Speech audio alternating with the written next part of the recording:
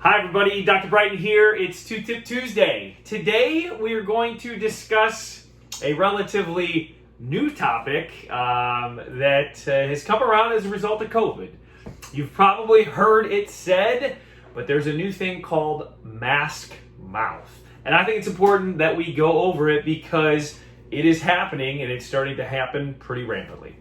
So what is mask mouth? Mask mouth is this new finding that we're seeing where your mouth is becoming drier as a result of having to wear a mask more often. And while wearing a mask, we have a tendency to breathe through our mouth instead of our nose. And so the airflow coming in and out of our mouth dries things in the mouth. You've heard me talk about spit before. We can recap this. Spit functions in two big things. One, to rinse debris off of your teeth and your gums, and also has aspects that strengthen your teeth. So if you don't have that spit, we see that cavity rate increases and we see the incidence of gum disease also increase. Now this is not because you're not getting spit as a result of mask mouth, it's because the spit that you have can't compete with the amount of airflow that's coming in and out of your mouth. This is really important stuff for us to see.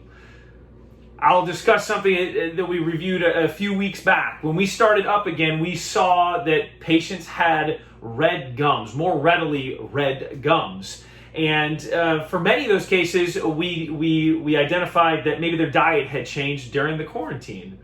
One thing that we weren't thinking about, though, was maybe their gums were also more red because their mouths were drier from wearing a mask and breathing through their mouth. We had some patients we sat in a chair with and we talked to them. We said, hey, is your diet changed? Your gums look a little bit more red. You know, it's been a common thing. And they said, no, nothing has changed. Now, kind of interestingly enough, those were patients also who had been working all through the quarantine.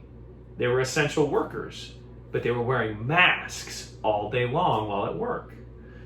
So this is something that's been identified and is very important. So what do we do about it?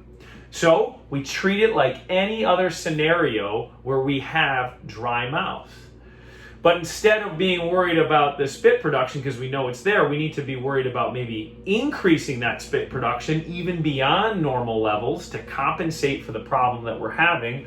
And then also we, again, have to fall back to protect the teeth, protect the gums. So first and foremost, keep things clean. We've talked about this with dry mouth before.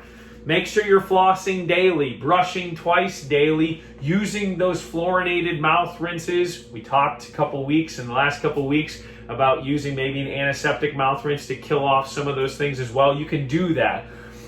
And then from there, if we're experiencing dry mouth, the American Dental Association recommends that we utilize prescription level tooth gel instead of our toothpaste in some circumstances. So for some of the patients out there, we need to do that. Kind of up your amount of fluoride that you're having exposed to your teeth every day.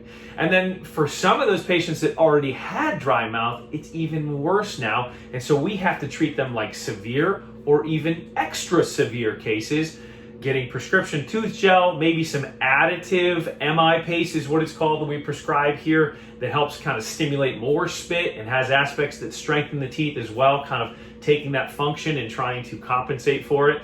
And then from there, we need to make sure that we're getting plenty of fluids, drinking a lot of water. I don't mean fluids like pop. We know that's going to create a problem, but get lots and lots and lots of water. And then lastly, I would say maybe try to tell yourself to breathe through your nose more often. It is hard. I mean, it's something that I've worked with my entire career wearing a mask. And you'll find you're sitting there looking at a patient doing an exam and you're breathing through your mouth because the way that mask kind of pinches the nose, it just kind of feels more natural that way. So I've had to tell myself for years, and I'm telling you now, try to tell yourself to breathe through your nose. So those are things that we want to do. Those are things that we need to do to protect ourselves. I've talked to many patients, I've talked to our staff and said, fact of the matter is, wearing masks might become something that we do for a while, a long time. It takes 12 to 24 months for a cavity to form. If we're drying things out and we're still wearing these masks regularly 12 months from now, 18 months from now, which could happen, we are going to see more cavities. We're going to see the onset of gum disease in more patients. So we need to do it now. We need to be vigilant now so that we don't have problems in a year, year and a half. So I hope you find that helpful. Hopefully for many of you, this is something that we can get ahead of. But if you have questions for me, please contact me, message below, email us, give us a phone call. So thank you. Hope you have a great rest of your Tuesday. Have a great rest of your week. Thank you.